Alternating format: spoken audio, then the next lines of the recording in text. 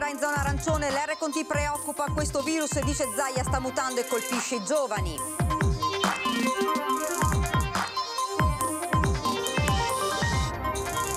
Occhi puntati sulle scuole, in caso di cluster da varianti in aula si potrebbe chiudere l'intero istituto, la decisione nei primi giorni della prossima settimana. Preoccupa la situazione negli ospedali, tornano a salire i ricoveri in azienda ospedaliera a Padova, soprattutto in terapia subintensiva dove arrivano pazienti in gravi condizioni. Svolta nelle indagini su rogo nel quale lo scorso giugno morirono 2 donne in una casa di paese nel Trevigiano. Arrestato all'alba il marito di una delle 2 avrebbe innescato l'incendio per incassare l'assicurazione. Tragedia questa mattina a Villafranca Veronese, rogo nella cucina di un'abitazione, una 35enne muore asfissiata. Baby vandali devastano la multisale di 2 Carrare, 100.000 euro di danni, gestori senza fare i lavori non possiamo riaprire.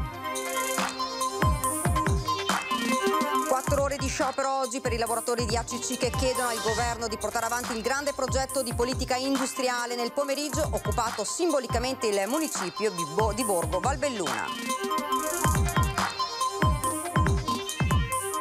Buonasera, ben ritrovati, edizione regionale dei nostri telegiornali. Dunque l'avete sentito ora dai titoli, da lunedì il Veneto passerà in zona arancione, ad annunciarlo oggi il presidente Zaia. L'R Conti preoccupa, questo virus, ha detto, sta mutando e colpisce i giovani, per le scuole invece si deciderà la prossima settimana. Ho sentito il ministro, ecco, annuncio quello che poi stasera ci sarà, ha detto va, puoi dirlo, sì, siamo zona arancione. Così il presidente Zaia oggi, dopo una riunione fiume con il ministro Speranza. Il Veneto lunedì si sveglierà con bar e ristoranti nuovamente chiusi, solo possibilità di asporto e divieto di spostamenti dai confini comunali salvo comprovate necessità. Il dato che ci spara in zona arancione in così poco tempo dà una dimensione di quanto corra velocemente l'infezione. Preoccupa non poco la crescita dell'R Conti, l'appello ai cittadini a non assembrarsi e a utilizzare le mascherine, poi aggiunge. Ringrazio i sindaci del Veneto che dimostrano ancora una volta di essere persone per bene, attente alla salute dei cittadini. Ogni ordinanza è ben accetta. La mutazione del virus sta cambiando l'obiettivo, anziani sempre più vaccinati, ora sta guardando altrove. Guardate, la preoccupazione che noi abbiamo, io, l'assessore Lanzarin, tutto lo staff, il dottor Flor, la dottoressa Russi, insomma tutti, è che questo virus, che poi non lo si dica che io non l'avevo detto, guarda i giovani. È inutile piangere davanti alle tragedie, è meglio prevenire e si torna a parlare del tema scuole. Solo la prossima settimana si potrà decidere qualcosa. Stiamo parlando dei nostri ragazzi, e siccome di questa variante non sappiamo nulla, se serve chiudere una scuola si chiude e se serve chiudere le scuole si chiudono. Il ministro Speranza ha dato una buona notizia, spiega Zaia. Noi avevamo invocato la possibilità di vaccinazione per gli over 65 con AstraZeneca. Il ministro ha attivato la misura. Novità anche sul fronte Pfizer. In un flacone si possono arrivare a fare anche 7 dosi invece che 6. Non solo. Ci hanno confermato oggi nella riunione che è durata dalle 9:30 a mezzogiorno e mezzo, è stato confermato che l'arrivo dei vaccini a marzo sarà importante. Il presidente poi ha terminato parlando delle imprese ormai in ginocchio, sarebbe giusto, ha detto, valutare il danno sul fatturato. Io spero che poi si possano stanziare ancora più soldi e magari Draghi con così un guizzo di creatività non riesca anche a pescare da quei 209 miliardi del Recovery Fund per iniettare queste risorse alle imprese che sono state massacrate, e poi il rilancio dell'economia lo fai se le serrande tornano su.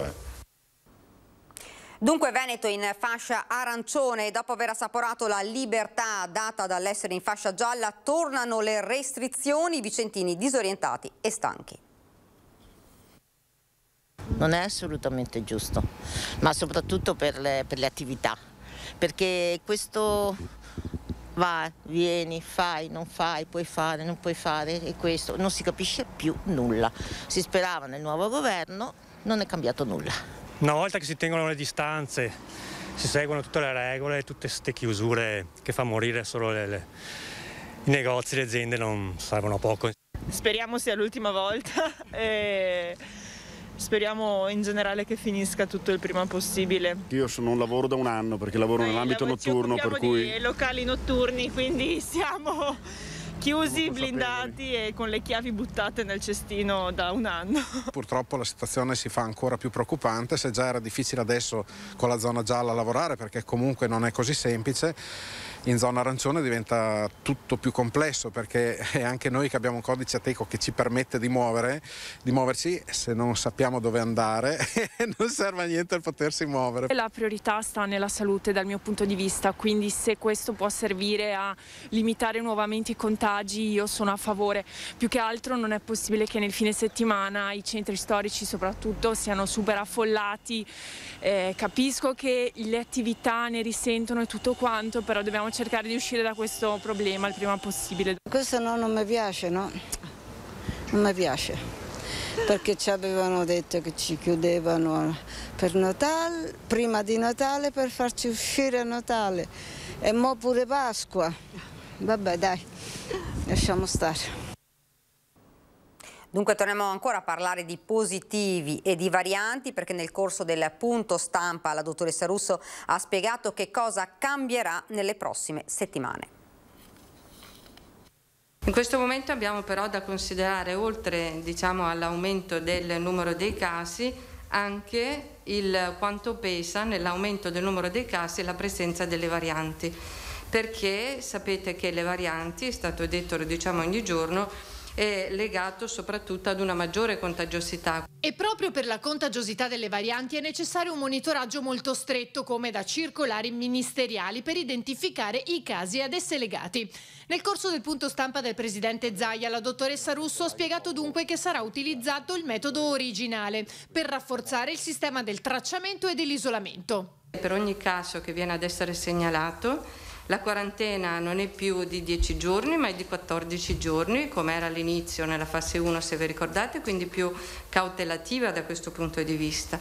Si chiude con un tampone molecolare negativo e poi per quanto riguarda il contact tracing stiamo portando avanti un'azione che è analoga a quella che avevamo soprattutto nelle fasi più problematiche dell'andamento dell'epidemia, che non considera soltanto i contatti stretti ma anche i contatti a basso rischio. Fino a 14 giorni prima. Questo per isolare più persone possibili e bloccare il virus. Che cosa cambierà invece per i casi di positività a scuola? Un'attenzione particolare ce l'abbiamo nel monitoraggio di tutti i casi di positività che si riscontrano in ambito scolastico. È importante che noi sappiamo se sono determinati da variante o meno. Il fatto che siano determinati da variante ci porta praticamente a ricercare gli altri casi come sempre, però nel caso in cui troviamo un altro positivo il provvedimento oltre che alla classe potrebbe essere esteso al singolo istituto, questo per evitare che rapidamente possa interessare più soggetti. Con un cluster da variante, ovvero 2 o più casi collegati fra loro, si potrebbe dunque chiudere l'intero istituto, ma le modalità d'azione saranno decise entro i primi giorni della prossima settimana. Lo valuteremo in base anche alla situazione epidemiologica in cui insiste la scuola. È un'analisi che considera i casi specifici in un contesto più generale, che è un contesto di distretto oppure in un contesto di provincia. Speriamo di non farlo in un contesto di regione, proprio perché vorremmo lavorare in maniera più mirata. E da oggi parte il nuovo piano vaccinale con le dosi in contemporanea sia agli anziani del 1939 che a quelli del 1929, così a scalare. E dopo i cluster in 2 scuole di Malcontenta dei giorni scorsi, ora in appena un giorno nuovi casi di positività in ben 12 scuole del distretto veneziano dell'ULSS 3. Nelle ultime 24 ore casi di positività al Covid in ben 12 classi di studenti e pulcini in più scuole del veneziano nel territorio della ULSS 3 Serenissima. per l'esattezza 5 le classi tra Dolo, Noale, Mira e Mirano, quindi 2 scuole a Venezia, centro storico, e altrettante a Marghera, dove i casi hanno riguardato una materna e una primaria, e infine 2 a Chioggia e in un asilo di Cona, dove è stato accertato il caso di variante inglese, per il quale è già stato allertato il primo cittadino Alessio Aggio. Già partito il previsto piano di controllo della malattia. Cioè verranno fatti i tamponi nelle classi che sono state segnalate, le classi sono 12 in tutta l'azienda, e in queste classi i bambini, i ragazzi verranno sottoposti al tampone e sarà verificata la situazione di contagio all'interno di queste comunità. Classi che vedono tra i maggiori contagiati i bimbi delle materne e gli studenti per lo più delle superiori. A secondo delle quantità di positività verranno poi adottati provvedimenti del caso, che prevedono eventualmente anche la chiusura nel caso in cui ci siano riscontrati altri contagi oltre a quello indice, ed eventualmente poi sottoposti in quarantena per 10 o 14 giorni, direi meglio 14 giorni, qualora si verifichi l'isolamento di una variante. I dati forniti dalla ULSS 3 evidenziano come su un campione di 100.000 persone a cui è stato fatto il tampone molecolare e quello rapido, nel corso della settimana i positivi raggiungono il 4,3%. Situazione decisamente più comprensibile osservando questo grafico, con la linea di colore giallo, la cui curva con la maggiore impennata rappresenta la situazione all'oggi rispetto ai precedenti cali a fasi alterne di rispettivamente febbraio e gennaio. Ecco perché da oggi è cambiato pure il piano vaccinale, che vede più corti di classi vaccinate in contemporanea. Che vuol dire che oltre a fare le persone più avanti di età, l'80, l'81enne, l'82enne, contemporaneamente si parte anche con i novantenni, cioè con la classe del 29, e questa è un'operazione che stiamo organizzando e mettiamo in piedi a breve. Ci spostiamo ora nel Padovano. Preoccupa la situazione negli ospedali, tornano a salire i ricoveri, in azienda ospedaliere si riempie la terapia subintensiva. Nel corso dell'ultima settimana la situazione è cambiata abbastanza radicalmente, nel senso che fino alla settimana scorsa c'era una certa stabilità nel numero di ricoverati, mentre invece c'è stato certamente un incremento negli ultimi soprattutto 4-5 giorni, e adesso il reparto è praticamente nuovamente pieno. A preoccupare la variante inglese per la sua contagiosità e perché colpisce soprattutto i più giovani. L'età media dei ricoverati nei reparti Covid e anche nella terapia subintensiva si è notevolmente abbassata rispetto alle precedenti ondate. Il professor Vianello su questo non ha dubbi. Quello che si nota, e anche questa è un'impressione abbastanza diffusa e condivisa, è che si abbia a che fare complessivamente con pazienti più gravi. Questo probabilmente, un'ipotesi diciamo, è che probabilmente i pazienti più lievi siano trattati in maniera più efficace a domicilio, a differenza di quanto non avvenisse nelle ondate precedenti, quindi vengano filtrati, in ospedale arrivino effettivamente i pazienti più gravi, che poi sono quelli che impegnano i reparti. In terapia subintensiva si cerca di evitare che il paziente venga trasferito in terapia intensiva, il reparto per i più gravi, che in 2 settimane purtroppo ha visto aumentare nuovamente i ricoveri per Covid. Si ha la possibilità di utilizzare dei dispositivi di vario tipo, la ventilazione non invasiva, il cosiddetto ossigeno ad alti flussi, cioè dei dispositivi che cercano di contrastare efficacemente questa grave insufficienza respiratoria, evitando di arrivare al passaggio finale, che è quello dell'intubazione tracheale. La terapia subintensiva cerca di fare da cuscinetto che preserva i letti della terapia intensiva per i malati proprio estremamente gravi. E scatta la campagna vaccinale per 3.500 persone colpite da tumore seguite all'Istituto Oncologico Veneto. Domani si sottoporranno alla vaccinazione i primi 950 pazienti, circa 800 della sede di Padova e 150 nella sede di Castelfranco Veneto. La profilassi poi proseguirà nei successivi fine settimana. I pazienti eleggibili per la vaccinazione sono stati selezionati dagli oncologi, ha spiegato il nuovo direttore generale, la dottoressa Patrizia Benini. Ed ora siamo invece alla cronaca, svolta nelle indagini sul rogo che nel giugno scorso era costato la vita a 2 donne in una casa a Castagnole di Paese nel Trevigiano. Arrestato all'alba il marito di una delle 2, Sergio Miglioranza, avrebbe innescato l'incendio per incassare l'assicurazione. Se l'aspettava l'uomo, non è stato particolarmente sorpreso quando ci ha visto fuori la porta. Impassibile o quasi, così è apparso Sergio Miglioranza quando all'alba i carabinieri lo hanno arrestato nell'abitazione di Treviso del fratello, dove si trovava da qualche tempo. Lo stesso atteggiamento freddo che il 70enne aveva dimostrato anche nei minuti concitati di quella notte del 10 giugno del 2020, quando le fiamme alte nel cielo stavano divorando la sua abitazione in via Feltrina, Castagnole, non lasciando scampo alla moglie Franca Fava, 68 anni, e all'amica di lei, Fiorella Sandra, 74. Non un rogo accidentale, secondo gli inquirenti, ma il piano premeditato di un uomo che aveva ben chiaro un obiettivo. È un movente di natura economica legato alla volontà dell'uomo di incassare alcune polizze assicurative sia per danni all'immobile sia delle polizze vita per le persone all'interno. Parliamo di cifre che si aggirano intorno ai 950.000 euro di incasso. Da qui l'accusa pesantissima di duplice omicidio aggravato dalla premeditazione, come emerso anche dalla dinamica del rogo analizzata accanto ai vigili del fuoco. Una decina circa i punti di innesco ritrovati attorno all'abitazione, uno in particolare posizionato per fare del male. 2 bombole poste a ridosso della camera dove dormiva la moglie all'esterno, messe lì appunto per fare danni, per esplodere. Ma è un altro dettaglio ad aver incastrato l'uomo che fin da subito aveva raccontato ai militari di essere fuggito dall'abitazione passando per la porta sul retro dalla lavanderia, un varco che gli stessi RIS di Parma hanno appurato fosse inaccessibile. L'impossibilità da parte dell'uomo, nonché anche delle donne, di utilizzare quella porta di uscita secondaria. Lui di fatto aveva chiuso, inibito ogni via di fuga alle 2 donne.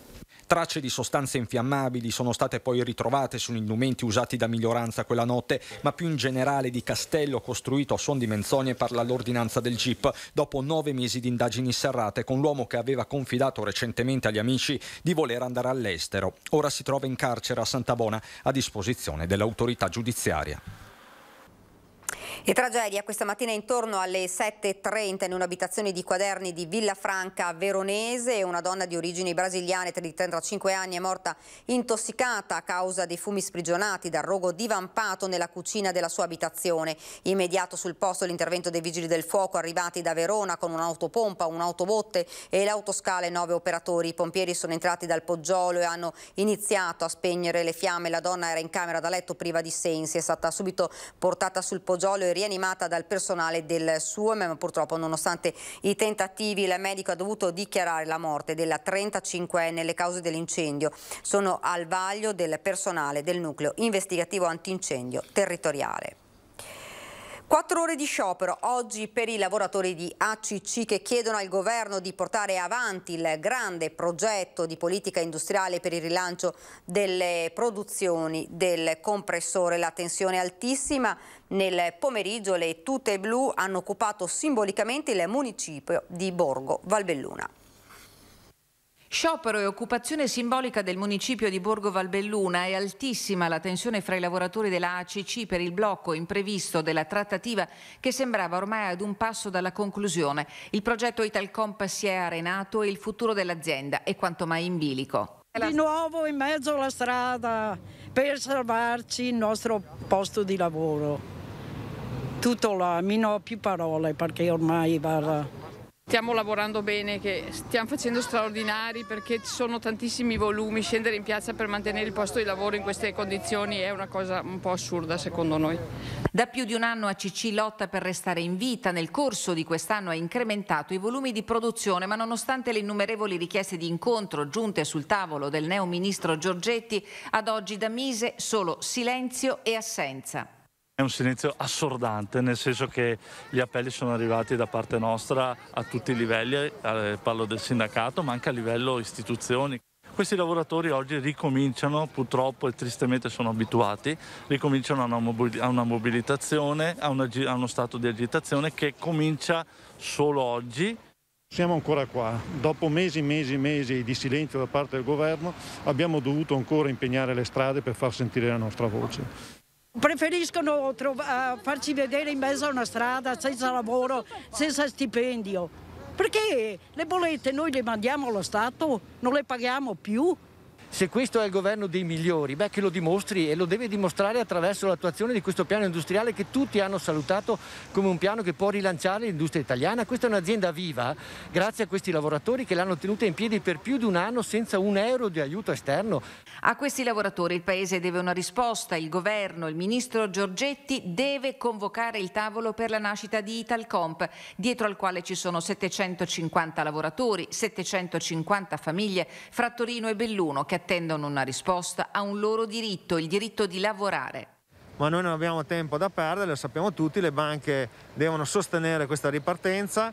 Sappiamo che il presidente Zaia sta sollecitando l'intervento di Giorgetti, ma finora non abbiamo nulla. E questo è drammatico perché rischiamo di piangere una situazione che poteva dare speranza di lavoro. Il primo cittadino di Borgo Valbelluna è stato per tutto il giorno fianco a fianco con i lavoratori. Adesso il tempo è scaduto. Come ha detto ieri l'assessore regionale Donazan, dobbiamo avere risposte precise da parte del governo perché non c'è più tempo per aspettare. Ed ora la politica con le dimissioni da segretario del PD di Nicola Zingaretti, che oggi con un nuovo post su Facebook fa sapere che da parte sua non c'è nessun ripensamento, una decisione che ha colto di sorpresa, come spiega il senatore Andrea Ferrazzi.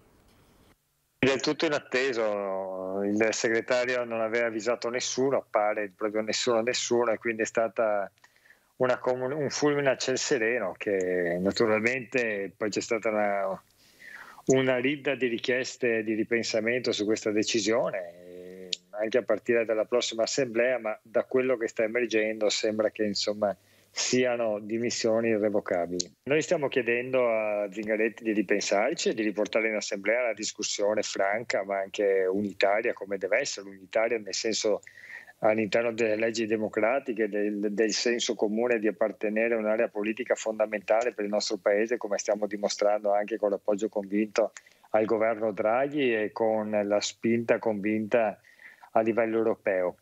E io spero che Zingaretti accolga questa richiesta da parte di tutti, perché abbandonare il partito in una fase così delicata insomma non è una cosa molto utile secondo me. Io credo che la forza nostra sia quella della discussione, di discutere eccetera. Nessuno aveva chiesto peraltro le dimissioni di Zingaretti e in molti invece anche nella maggioranza zingarettiana avevano chiesto un congresso che potesse essere il luogo di ripensamento, di rifondazione dei democratici, un momento di trasformazione radicale del nostro Paese. L'aveva chiesto Zanda, l'aveva chiesto Misiani, l'aveva chiesto lo stesso Bettini, l'aveva chiesto Cooperlo e via dicendo, e l'avevano chiesto alcuni sindaci. Insomma, questo, ragionare in questi termini è positivo, ragionare invece in termini solamente di luoghi di guerra tra bande è assolutamente negativo. Cineplex devastato da baby vandali, 100.000 euro di danni, avrebbe dovuto riaprire i battenti il 27 marzo ma resterà chiuso per lavori fino a settembre. Lo sfogo dei gestori, bastavano le scuse dei genitori e avremmo ritirato la denuncia. Una furia devastatrice quella di 16 ragazzi tra i 14 e i 18 anni che hanno letteralmente distrutto il multisala Cineplex di Due Carrare. Danni stimabili intorno ai 100.000 euro, quelli che il gruppo di vandali, quasi tutti minorenni, hanno procurato alla struttura in questi 4 mesi di chiusura del cinema, entrando 3 volte e distruggendo tutto quello che gli capitava a tiro, servendosi addirittura di una mazza. Hanno preso ammazzate dei distributori automatici, sì, non per prendere i soldi ma proprio per romperli, perché infatti sembrava una cattiveria proprio. E poi la volta dopo che sono venuti, spaccando ovviamente le porte d'ingresso, la porta sopra, hanno finito l'opera prendendo gli estintori e svuotandoli sulle poltrone delle sale.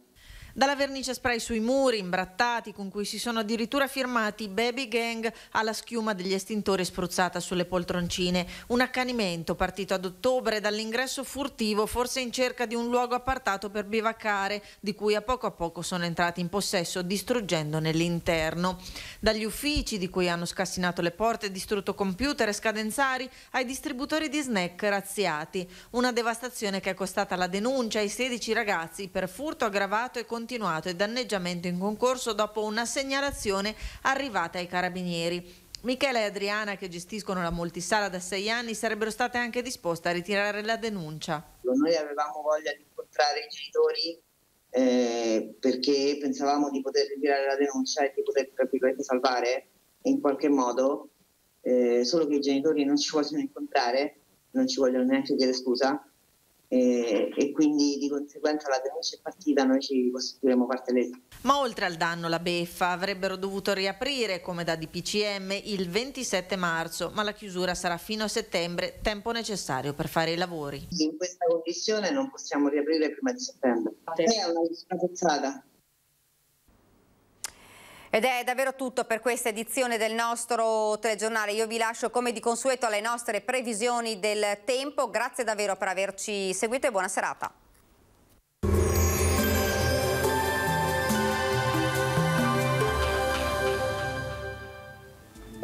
Bentrovati al meteo. Un fronte freddo in arrivo dall'Artico coinvolgerà parte dell'Italia nell'imminente weekend, provocando qualche pioggia e un lieve calo termico. Ma vediamo nel dettaglio la situazione di sabato 6 marzo. Sul Veneto tempo nel complesso variabile, il cielo sarà molto nuvoloso e in pianura non si escludono al mattino anche dei locali e deboli piovaschi. Più asciutto con il passare delle ore, ma sempre con molte nubi. Ampio soleggiamento invece sui settori montuosi. Temperature più fresche, lievemente, minime tra 1 e 5 gradi, valori massimi invece tra i 5 e gli 11 gradi all'incirca. Ci spostiamo ora sul Friuli Venezia Giulia, bel tempo ovunque, non sono attese piogge, anzi sarà ampiamente soleggiato con cielo al massimo poco nuvoloso. Temperature minime tra 1 e 3 gradi, massime sui 10-11 gradi. E diamo uno sguardo infine alla situazione del Trentino Alto Adige. Anche qui sarà una splendida giornata soleggiata, nessuna variazione di rilievo rispetto ai giorni scorsi, nulla da segnalare. Temperature minime intorno a 1 grado, massime sui 10-13 gradi. Dal meteo per ora è tutto, vi auguro come sempre un buon proseguimento con Antenna 3.